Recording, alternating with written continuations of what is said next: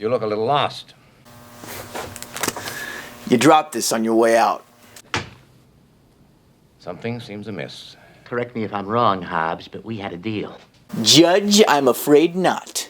Those are your winnings, Slugger. This is a gag, Hobbs. Pick it up. Get out of here. If it isn't enough money, tell us what you've got in mind. Well, gentlemen, it just so happens I have a list of demands here in my right pocket I would like to see mint. I want the complete elimination of the designated hitter throughout Major League Baseball. No exceptions at all.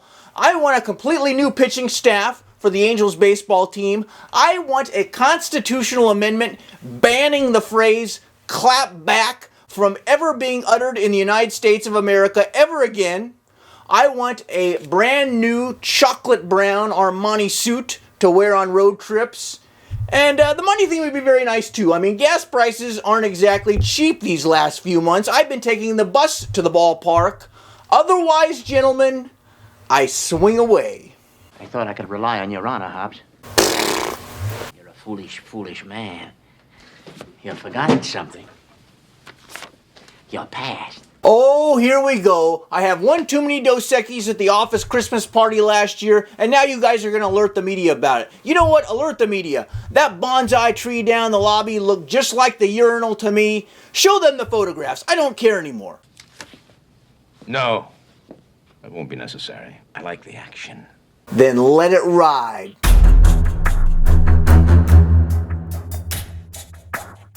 Greetings, America, Canada, and remote parts of southwestern Jordan, and welcome to the Suicide Squeeze Baseball Show here on the Fireball Review channel. Well, ladies and gentlemen, the moment of truth has arrived. Kind of, sort of, I guess partially is the word I'm looking for. I have been running down the 10 greatest baseball movies of all time. Number 10 was Bull Durham. Number 9 was Angels in the Outfield. Number 8 was Field of Dreams. Number 7 was A League of Their Own. Number 6 was Mr. Baseball. Number 5 was The Rookie. Number 4 was Bad News Bears. Number 3 was For Love of the Game. And I am about to unveil the partial number 1, numero uno, best movie of all time. There is no number 2. I'm cheating a little bit. Hey, this is YouTube. This is like you are the dictator of your island on YouTube. Until they throw you off and you say something that they don't like, you are sort of the dictator of your own little island. So I can have 2 favorite baseball movies. So let's dive right into this thing, shall we? Picture it. The year is 1984. President Ronald Reagan has just been re-elected President of the United States, winning 49 out of 50 states that year. The 23rd Olympiad takes place in Los Angeles, California. The first infomercial hits the television airwaves. What would our lives be without the clapper, ladies and gentlemen? I don't even want to think about it. And in the baseball world, the Detroit Tigers certainly had the eye of the tiger this year, winning the World Series, beating the San Diego Padres in 5 games. And 84 was the year we went back in Doc Brown's time machine, back to the 1930s, a much more simpler time in baseball history, where the New York Knights pulled off one of the greatest upsets in sports history, winning the pennant, spearheaded by a mystery man by the name of Roy Hobbs. And it brings me to my number 1 co-greatest baseball movie of all time, and it is The Natural. Now, I've been asked a time or two why I believe baseball is the greatest sport in the world. Why not go with the NBA or the NFL? Besides, those sports are way more popular in the times we're living in, and the reason why I can't agree with those individuals is because baseball has a mythological feeling to it that you just don't get in basketball or football. It has such a rich history. You hear these long tales about how great Babe Ruth was, for example, how he hit 3 home runs in one game and 2 of them went completely out of Yankee Stadium. Then he went off into the streets of Manhattan and rescued 3 orphans from a burning building and then cured polio that same night. Most of this stuff, of course, is complete nonsense, but a lot of times we don't even question it. And one of the reasons for this is we didn't have cameras back during that time period. There's not a lot of video footage of Ruth or any of the guys that played really pre-1960 that we can sort of go back to and say, okay, they did this, they didn't do this. We just hear these stories from our grandparents about how great these guys were and that they were so much better than the players of today. My guess is they probably weren't a hell of a lot better than the players are today, but you just like to continue that myth, that feeling that they actually are. It's fun to do so because it sort of suspends reality, and I think we like to do that from time to time. And no movie in baseball moviedom, is that a word? I don't think so. Maybe I might have just made up a word, but no baseball movie encapsulates that mythological feeling like The Natural. Roy Hobbs, the main character in The Natural, played by Bobby Redford, perfectly exemplifies that mythological feeling we have about players from that time period. He is a Midwestern farm boy who is scouted by a prominent scout. The scout comes to pick him up. They go on a train to Chicago for a huge tryout with the Cubbies, I believe, even though it's never stated in the movie. The train stops off at a station. It just so happens that one of the great hitters in Major League Baseball at that time period, a fellow by the name of the Whammer, who bears a striking resemblance to Babe Ruth. I'm sure that was not by coincidence. He's trying to impress this lady. He finds out that Roy Hobbs is his big pitching prospect. He challenges him to a 3-pitch battle. Roy Hobbs gets in there and he strikes the Whammer out. It is an epic crescendo moment in the movie. And the lady that was enamored with the Whammer is suddenly enamored by Roy Hobbs. They meet up a little bit later on in her hotel room where she shoots Roy Hobbs. It is a very creepy scene in the movie. This scene used to freak me the hell out when I was about 6-7 years old when I saw it the first time. I was afraid of strange women till the time I was about 12 or 13. At that age, you just sort of get over it naturally. Cannot be serious! Roy survives the shooting, the lady jumps out the window to her death, and then the movie picks up 16 years later. We don't know what was going on with Roy Hobbs during this time period. We just find out later in the film that he had lost his confidence and he was embarrassed over the incident at the hotel room because he had a girlfriend back at home and he was a little bit ashamed of what went on there. And it was very scandalous to be in a hotel room with a lady that wasn't your wife way back in the 1930s. So Roy has not played organized ball for 16 years at this point. After only 2 weeks playing independent baseball, he is signed by the New York Knights baseball team, a team that has not won anything for a very long time. They are like the Detroit Lions or Cleveland Browns of Major League Baseball at this time period. Their manager, Pop Fisher, sees Roy Hobbs. He says, "Buddy, you are like 78 years of age. Why are you here? Why are you in my dugout? Why did my scout sign you? He is a complete idiot. I'll honor your contract, but you are never going to see any action." So Roy Hobbs sits on the bench for the next several weeks as the team continues to lose. So Pop Fisher, the manager of the Knights, who is sort of portrayed as a sympathetic character in the movie, is kind of a yutz if you ask me. He has hired a hypnotist to try to help the team win, and this guy's putting the entire team to sleep. Roy Hobbs is completely beside himself. He's had it with the hypnotist. He has had it with the Knights because they're just sitting him on the bench. He's not even taking batting practice at this point in time, let alone seeing any game action. So they have a blow-up moment, him and Pop Fisher, where Fisher sends him down to the minor leagues and Roy says, "Oh, what the hell, whatever, I just want to play ball." Eventually, Pop allows him to take BP. Roy gets in there and proceeds to hit every ball into the upper deck. He gets into the game the next day because Pop Fisher figures, well, maybe this guy might be pretty good after all. He gets into the game and then proceeds to knock the cover off the ball. And the next day, Pop Fisher doesn't even have him in the starting lineup. I mean, this guy is not particularly smart. You realize very quickly why the Knights are in last place. This guy is a disaster. So Roy finally does take over right field duties, but only after the right fielder crashes into the right field wall and dies. This is one of the more bizarre, kind of foolish aspects of this movie, but the guy just died after crashing into the right field wall. Roy suddenly is inserted in right field and he proceeds to take baseball by storm. He is breaking clocks. He is breaking scoreboards. He is breaking records. You've never seen anything like it. He is suddenly the greatest baseball player that ever lived. And everyone's just asking themselves, where did this guy come from? Because he wasn't even playing for 16 years, and now he's just suddenly the best player in the world. And when you're watching this movie, again, you get this feeling about Roy. Is this guy even real? Is he a real human being? So as the movie progresses, we find out that Pop Fisher actually owns half of the New York Knights. This is probably why he has not been fired as manager at this point in time.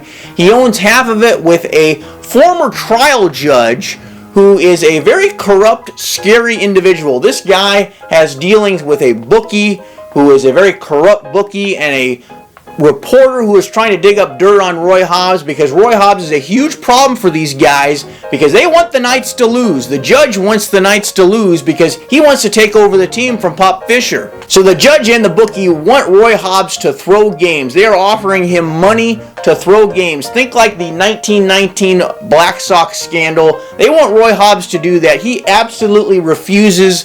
They then employ the judge's niece, who is a very beautiful woman, to sort of soften up Roy Hobbs. And it begins to work. And Pop Fisher is convinced that this woman is a curse because Roy starts playing very badly. He cannot hit the ball now. He is striking out. He is in a horrendous slump. And then he goes to Chicago, to Wrigley Field, the beautiful Wrigley Field, where he happens to run into an old flame, his old girlfriend from back in his farm days when he was a youngster. He has not seen her in a long time, and she stands up in the middle of the game, and he hits a mammoth home run off the scoreboard at Wrigley Field. They have a rekindling.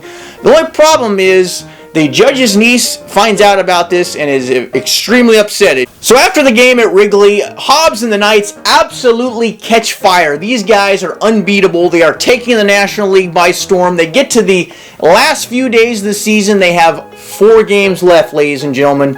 They just need to win 1 game and the pennant will be theirs. They will wrestle control from the judge to Pop Fisher. Even though Pop Fisher is a complete idiot, he is still a much nicer guy than the judge. And then for some unforeseen reason, one night before the Knights are about to clinch their first pennant in God knows how long, they decide to attend a party. And you and I both know, you don't mess with the baseball gods in this fashion. This party turns out to be a complete and utter disaster. The bookie is at the party. He gets Roy Hobbs off to the side and makes one last overture to get him to throw these final 4 games, to play badly in these games.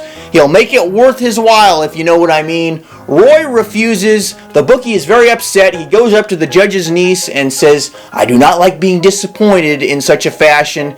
So the niece proceeds to give Roy Hobbs some sort of a finger food. Maybe it was mozzarella sticks, maybe it was potato skins, I don't know what the hell it was, but it was laced with some sort of poison, and Roy Hobbs gets very, very ill. He winds up in the hospital for 3 days, and in case you haven't realized it by this point in time, Roy Hobbs wins the award for worst picker of girlfriends in the history of the cinema. So for those of you keeping score at home, Roy Hobbs has been shot by a woman. He has been poisoned by another woman. Now he's laid up in the hospital for 3 days. Meanwhile, the Knights proceed to lose all 3 games without the services of Roy Hobbs. When Hobbs finally comes to, the doctor has some very troubling news for him.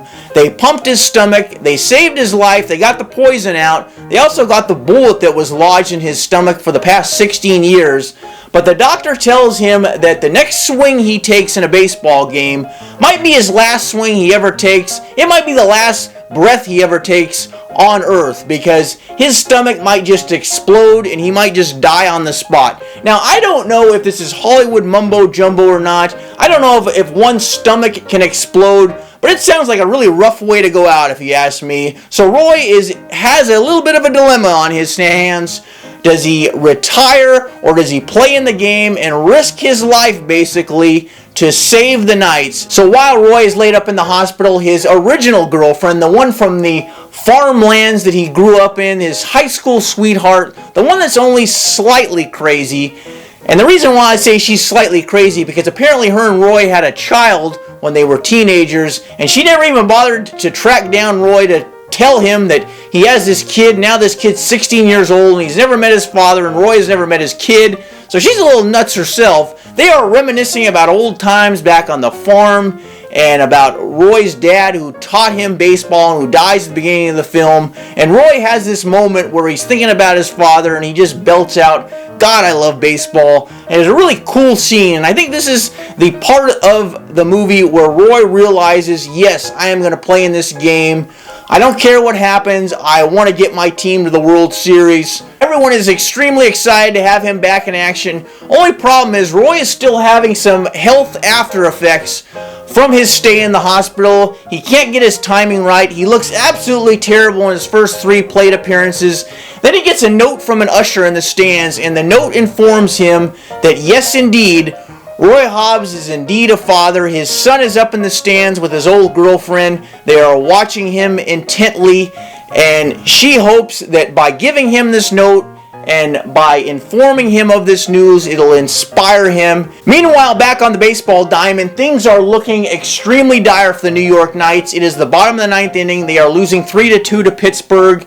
They are down to their final out. A man gets on base for the Knights, and wouldn't you know it, Roy Hobbs comes up there with a game on the line, 2 outs, down by 1 run. He looks extremely bad on his first 2 swings. He is bleeding profusely through the stomach region. His stomach hasn't exploded yet. That's the good news. But the bad news is he is down to his final strike. His precious bat, Wonder Boy, has broken in half. He has to use a replacement. All the forces of nature are against this man, but he thinks back to the fact that his kid is in the stands. He wants to impress his kid. He wants to end his baseball career on a high note. He gets a fastball right down the center of the plate, and he doesn't miss it. He crushes that thing right up. It shatters a light tower. It's a home run. It's one of the greatest moments in the history of cinema. It is one of the greatest endings to a movie ever. Sparks are raining down on the field as Roy runs around the bases. It is an amazing, epic crescendo moment. I cannot say enough about the ending to this movie. A lot of people think it's very hokey, but they would be wrong, okay? Now, for my money, The Natural has the greatest story, the greatest screenplay of any baseball movie that Hollywood has ever produced. It is why it is my co-number 1 greatest baseball movie of all time. But in case you haven't realized it by this point in time, the reason why this movie isn't alone in the number 1 spot, why it has to share number 1 with another movie that I promise I will be reviewing in the coming days, the reason why that is there's not a lot of likable characters in this movie, if you haven't figured it out already. Of course, the judge is a jerk, the bookie is a jerk, the lady that shoots Roy Hobbs at the beginning of the movie is completely nuts, his other girlfriend that poisons him is completely nuts, his original girlfriend who he winds up with at the end of the movie is a little out there because she never tells Roy that he's had a kid for 16 years, which is a little bit strange. Pop Fisher is a fairly nice guy, but he's pretty much completely an imbecile. And then Roy Hobbs himself, he is a little self-absorbed. He obviously is maybe the greatest baseball player who ever lived, but this guy has some serious problems when it comes to picking out the ladies. Now for some fun facts about The Natural. The film is very, very, very loosely based on an actual story of a first baseman who played for the Chicago Cubs who was actually shot by a crazed fan. This guy, Eddie Watkiss, actually was traded away to the Philadelphia Phillies before the 1949 season, and when he came back to Chicago, this crazed woman who was obsessed with this man shot him. Luckily for Eddie, he survived the shooting. The woman was apprehended a few years later. But now I want to hear from you guys. Have you seen The Natural? Do you like the movie? Do you hate the movie? Are you indifferent to the movie? Let me know down in the comments below. And what is the most Roy Hobbs-esque home run in real baseball that you have ever seen? Is it Gibson's home run in the World Series? Is it Mazeroski's home run in the World Series? Is it Joe Carter's? Maybe it's another one that I'm not thinking of. Let me know down in the comments below. And don't forget, we still have 1 movie to go. We have a co-number 1 greatest baseball movie. Will it be The Sandlot? Will it be Major League? Will it be Trouble with the Curve? Will it be Moneyball?